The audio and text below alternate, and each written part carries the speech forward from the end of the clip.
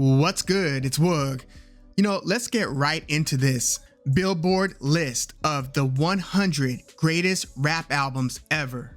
Now, it's obvious you can never please everybody with a list like this. Something's going to be elevated too much, something's going to be missing. There's going to be something wrong with any list just because there have been so many good albums over the course of history, and there's no way that you could conduct a list like this without having a era-based bias, meaning that either the 80s are going to get the short end of the stick or the new stuff is going to get the short end of the stick. In this case, you could kind of tell, and by the way, this is a Billboard staff list, so it's a lot of the different writers for Billboard that are kind of coming together and aggregating and getting this list together. So it's evident that these were a bunch of 90s kids, right? Because if you look at, for instance, the top 7 albums of all time, according to this list, all 90s albums, which is fine for me because I was a 90s kid, but I could get why, OGs from the 80s would look at this and kind of roll their eyes like there is great favoritism towards the 90s. And I mean, there are phenomenal albums that are deserving to be high on this list from the 90s, but I know that I'm a little bit biased when I look at these things because I nostalgically place myself as a 11 to 14, 15, 16-year-old, and what my reaction was when these albums were dropping, from Tupac's All Eyes on Me, Snoop Dogg's Doggy Style, Mobb Deep albums, and so forth. But yeah, this is a 90s heavy list, but I want to share with you some of my takeaways from this list. First of all, I think Busta Rhymes is going to be pretty pissed off. He doesn't have one album that made this top 100 list. Not to say that there necessarily should be, but like Ludacris, I don't think I saw him anywhere on this list. And you would think that top 100 albums of all time, you would have something from Busta Rhymes or from Ludacris. I mean, you've got Roddy Ricch, Please Excuse Me for Being Antisocial from 2019. That made the list, and there is no Busta Rhymes or Ludacris album on this list. And I'm thinking, if there was going to be a Busta Rhymes album, what would it be? Would it be, my favorite was Anarchy, but I guess When Disaster Strikes, his second album, maybe. That's the one with Put Your Hands Where My Eyes Can See and Dangerous and Turn It Up. It was a pretty good album. But yeah, no Busta Rhymes, no Ludacris on this list, no No Limit albums. So you had a few Cash Money albums, 0 No Limit albums. And if there was going to be one, what would that be? Maybe True's True to the Game, maybe Master P's Ghetto Dope, or later named Ghetto D. So those were just a few artists that I noticed were totally omitted, left off this list. Then you've got the fact that Wu-Tang's 36 Chambers did not make the top 10. Like, think about that. Now, again, it's hard because someone's got to be omitted from the top 10, but you would think that 36 Chambers would be somewhere in there. Now, to be completely honest, I do like their top 9. I think that those are all deserving. Now, Lauryn Hill, who's at number 3, she's been getting this recent resurgence in terms of how that groundbreaking album, Miseducation of Lauryn Hill, really was. Like, that was one of those superstar moments where she just took home all the Grammys, for instance, after that album dropped. And then she pretty much retired from the game shortly thereafter. But that was a fantastic album. But I remember recently, Apple, I believe, had a list of all-time greatest albums. Now, this was cross-genre, all genres included. And I believe Lauryn Hill's album hit number 1 on that list. So yeah, the reputation of that album has been growing tremendously, and it's aging super well. So she hit number 3, and I don't mind Dr. Dre's The Chronic being number 2. Aside from NWA's Straight Outta Compton, you could argue that it was Dr. Dre's The Chronic that kind of set the stage for the gangster rap that followed, right? For that death row era, one of the biggest and most impactful eras in rap history. It was kind of spearheaded by that Dr. Dre solo debut. So I'm not mad at that one being number 2. Nas Illmatic being number 1. I'm not surprised. Is it the album that I enjoy listening to the most in rap history? No, it's not in my top 3 favorite rap albums ever. I mean, in full disclosure, my favorite 3 would probably be Outkast, Aquemini, maybe Marshall Mathers LP, maybe Bone Thugs and Harmony, East 1990 Eternal, which I was actually happy to see land at number 40. Sometimes I feel like that album doesn't get its full due. That's one of my favorite rap albums ever. But there are also like a bunch of great underground rap albums, right? Underground hip hop, like Hieroglyphics, Third Eye Vision, Black Star, you could argue was kind of underground-ish at the time for, you know, Raucous Records. Atmosphere is one of my favorite rappers of all time. But I'm being reasonable, and I didn't expect to see like a Aesop Rock or Atmosphere or Living Legends on this list anywhere. We're talking about the 100 greatest rap albums of all time. So you've got to, you know, consider impact, and mainstream popular albums just have an outsized impact. So I'm not under any delusion that my favorite underground albums would appear on this list. I didn't expect them to. But yeah, I love, you know, East 1999 Eternal. I love, you know, Raekwon's Only Built for Cuban Links, which got a favorable position here too. I believe that one landed at number 12. And as I mentioned, I love Outkast Aquemini, which landed at number 4. That's the one with, you know, The Art of Storytelling 1 and 2. It's the one with Skew It on the Barbie featuring Raekwon. It's the one with Rosa Parks. It's the one with it's the Return of the Gangsta Thanksta. It's got Chunky Fire, which is the album closer, which I love. But yeah, Outkast Aquemini, phenomenal album. I'm glad that it landed in the top 5 at number 4 specifically. And then at number 5, you had Notorious B.I.G. Life After Death. You know, I was actually asking some friends and family lately, should Notorious B.I.G. Life After Death be considered one of the greatest rap albums of all time? Like, you listen to that now and it kind of plays like a greatest hits album. It's one album and it dropped only a few weeks after the murder of Biggie Smalls. But when you consider, it's got Hypnotized, it's got Going Back to Cali, it's got Notorious Thugs, Sky's the Limit, Kick in the Door, 10 Crack Commandments, from top to bottom, that album, double album, is just so stacked that I know that there's an inclination to put Ready to Die above Life After Death. But when you really go song by song and you think about the amount of songs that have stood the test of time from this 1997 Life After Death album, it's just hard to think of several albums that are better than this one. I get that, you know, you might have people who prefer Ready to Die and they just like the dirty drums, kind of 1994 style beats on that one, rather than the more polished 1996, 1997 style beats on Life After Death, because, you know, East Coast beats did go through a major change. I just did a video about this when I was talking about Nas's Illmatic hitting its 30th anniversary and how much beats change from like 92 to 94. And then when you compare that to like 97, 98, it's a totally different style. I mean, there are some similarities, but the beats of 92 to 94 just sound a lot grittier. They stay truer to that boom bap type of rhythm, just a different ball game. And there was a lot more glitz and polish and poppiness and danciness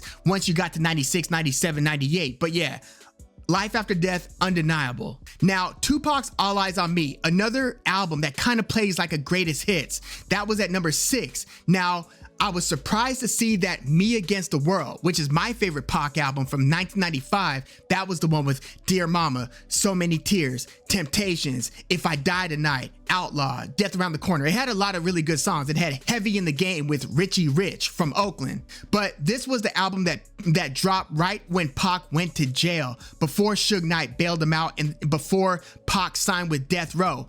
Usually, I mean, historically, Me Against the World has had a pretty high acclaim in terms of the greatest rap albums of all time.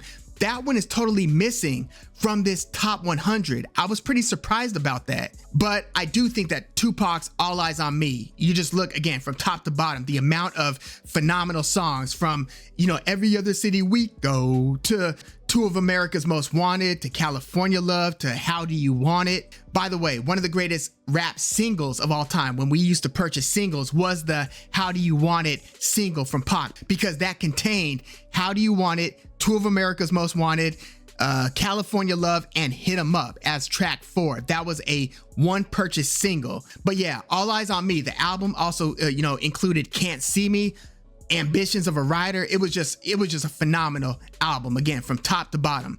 So yeah, I feel like it's appropriate. It feels appropriate that it's in the top 10. In this case, it's number 6. And then Snoop Doggy Dogg's Doggy Style, which I feel usually doesn't get its full due. There have been so many rap, lists, greatest albums of all time list that I see Doggy Style way lower than I think it should be. When you think about what that album represented, when you think, okay, Dr. Dre might have set the tone, might have set the stage and created the blueprint for the gangster rap albums to follow.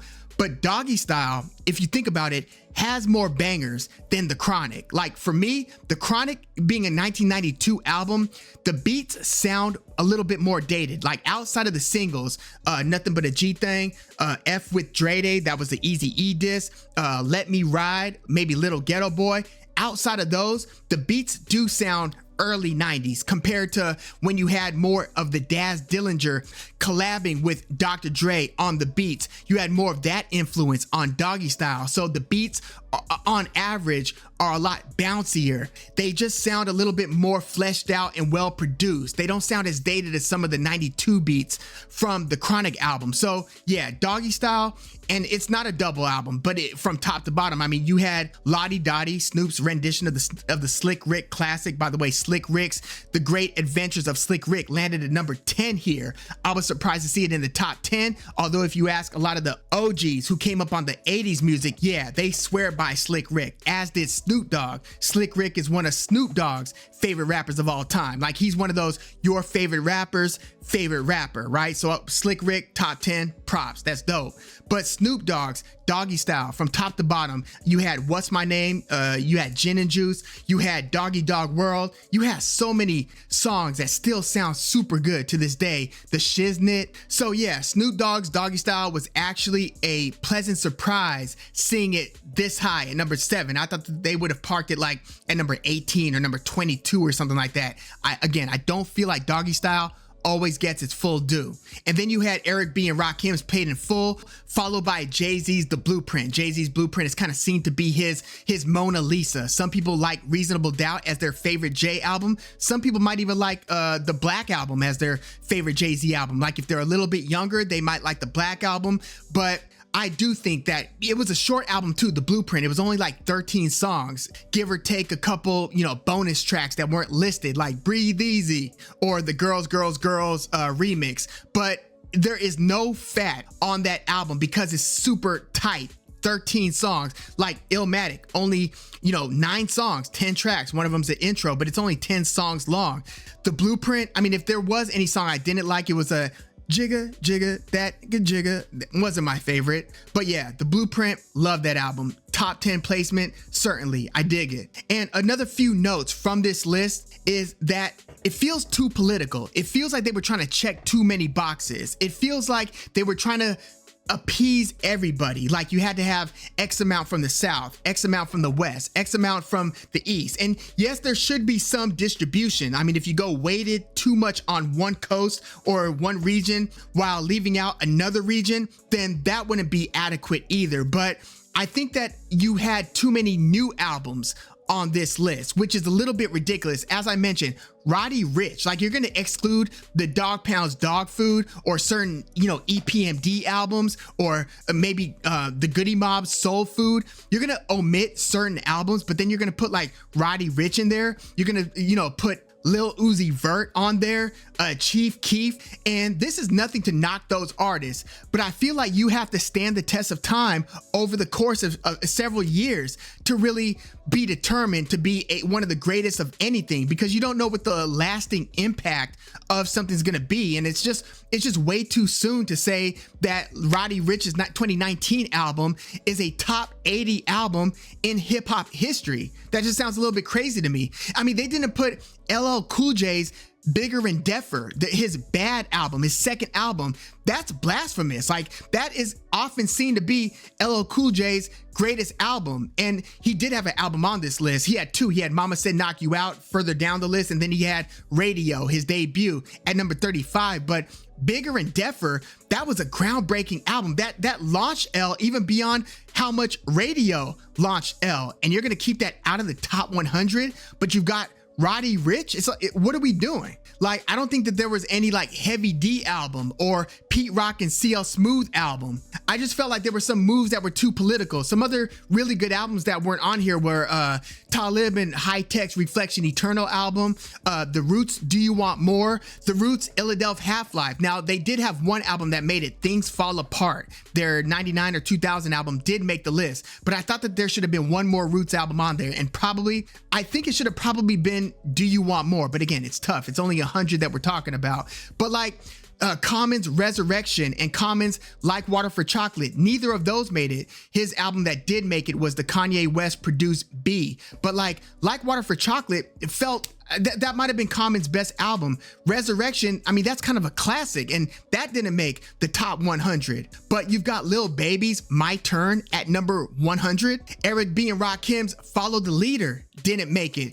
De La Soul's De La Soul is Dead didn't make it. Now, they did have 3 Feet High and Rising that made it, but De La Soul is Dead is often the one that is seen to be the best De La album. Other people, including myself, love Stakes is High, but I thought that there should have been one more De La album on there. Also, Cardi B's Invasion of Privacy. Yes, it was a commercial smash. Yes, it had Bodak Yellow. Yes, it had I Like It Like That. Yes, it had a couple just tracks that, just rocked Billboard charts, right?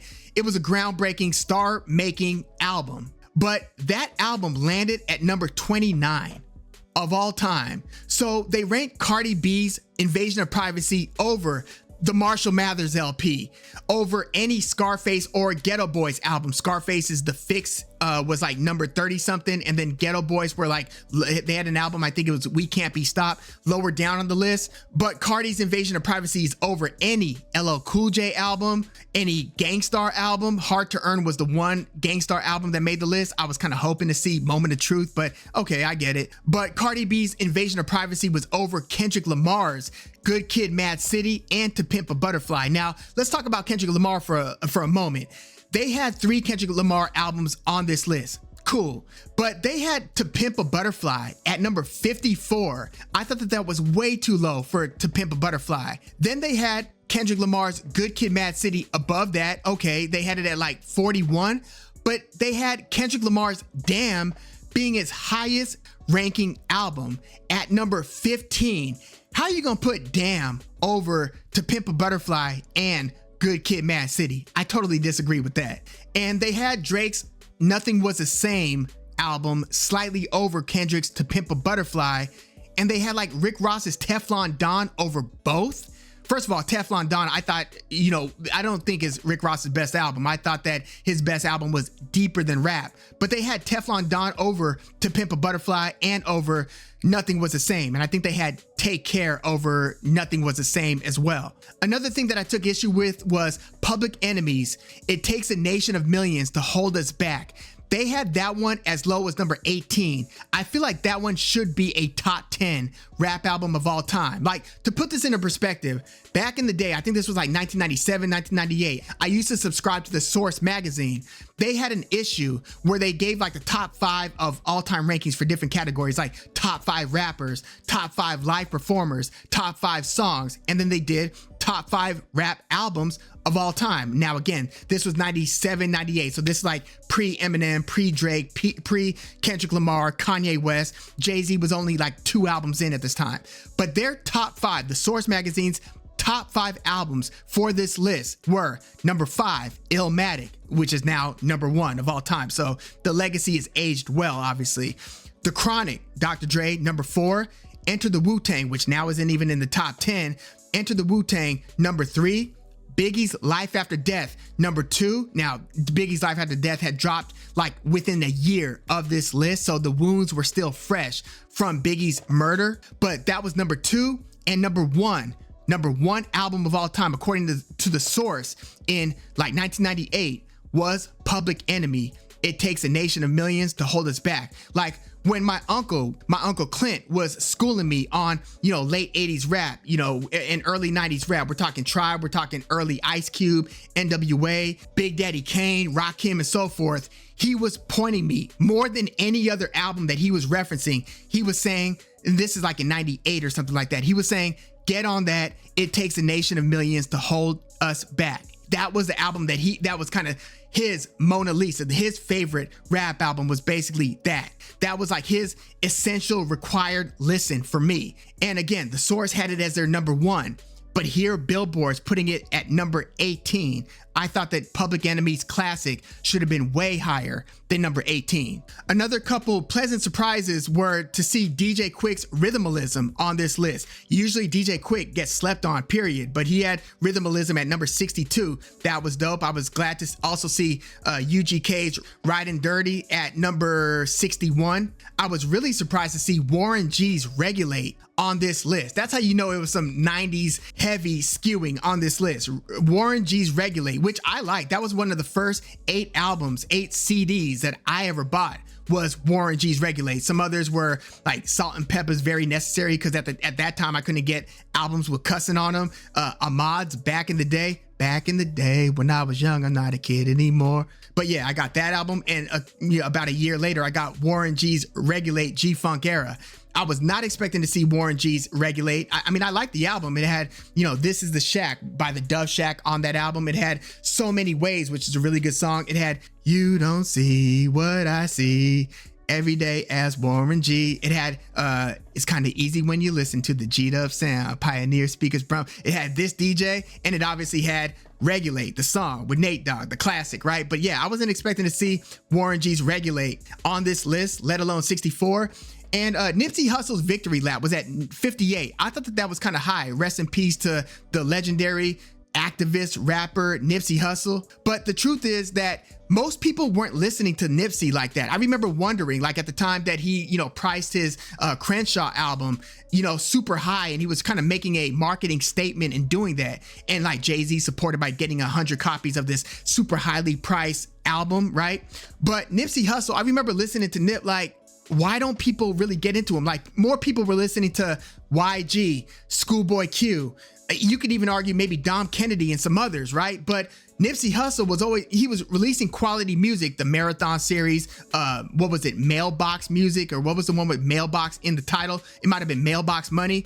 But yeah, people weren't really into Nipsey Hussle like that until he got murdered, and then his just reputation and his legend grew. It's unfortunate that it's like that sometimes, but that was the case of Nipsey Hussle. So, his reputation and notoriety has grown pretty much since his death. He's become a legend essentially. But yeah, Victory Lap landed at number 58 in this case. But yeah, those are some of my thoughts on this list. Let me know some of yours. Let me know who you think was too highly positioned and who was too low, and who was left off, who should have been on, and who was on here who had no business being on here. But keep in mind, we all have our biases. I'm not immune from that. But let me know your thoughts on this list in the comments. By the way, Kanye West, My Beautiful Dark Twisted Fantasy, I thought maybe should have been a little bit higher. It was number 14 in this case. But yeah, let me know your thoughts in the comment. 50 Cent's Get Rich or Die Trying was at number 11. Like the video, subscribe to the channel. Oh, and one more thing. Missy Elliott, I know that she's a legend. I know she's a great songwriter. I know that she's got a fantastic legacy. I know she's written for other artists. I know that she's become super iconic over the years, right? But they've got 2 Missy albums on this list. And I mean, there were people who liked her albums and bought her albums, but I looked at her albums and as almost being like Ludacris-like albums, where people do appreciate her craft, but she didn't have enormous fanfare of her albums while they were being released. Like Miss E So Addictive from 2001 landed at 81, and then Super Duper Fly. I remember when her debut dropped. I remember that I Can't Stand the Rain while she was in that hefty bag looking outfit. I'm like, whoa, who is this? Like, I remember before she dropped the album when she was just featuring on like I Rock the Party, Who Rocks the Bar, like the MC Light song. She was featuring on Gina Thompson songs, and she was like, at the time, she was just Miss How. That was kind of like her tagline when she would feature on other people's songs. Can We Get Kinky Tonight by SWV also featured Missy. But I remember when she dropped Super Duper Fly, it wasn't like in retrospect, it became a groundbreaking album, so its legacy has aged well. But it's not like when she dropped that album, people were just freaking out like it was the greatest thing ever. Not at the time in 1997 when she dropped Super Duper Fly. Like at the time, I liked Bone Thugs and Harmony's Art of War more than that album, as well as other albums that were dropping around that time. But you know, it did get props. I think it might have been Grammy nominated, but damn, Super Duper Fly at number 20 rap album of all time, that it just sounds a little bit high, you know? I did like that the Pharcyde Bizarre Ride 2 was on this list at number 90. That's the one with the "she keeps on passing me by" with the my dear, but you don't know me, but I know you very well. You know, that line on "Passing Me By." It also had "Your Mama So Fat," you know, your mama, that was another good song. Now from the Pharcyde, I actually preferred Lab Cabin California. That was more my era with "Can't Keep Running Away" and "Drop," you know, produced by Jay Dilla. But yeah, I was glad to see, the Pharcyde on this list. But yeah, let me know your thoughts overall about this list in the comments. Again, like the video, subscribe to the channel if you love hip hop like I do. I'm Woog. Thanks for tuning in.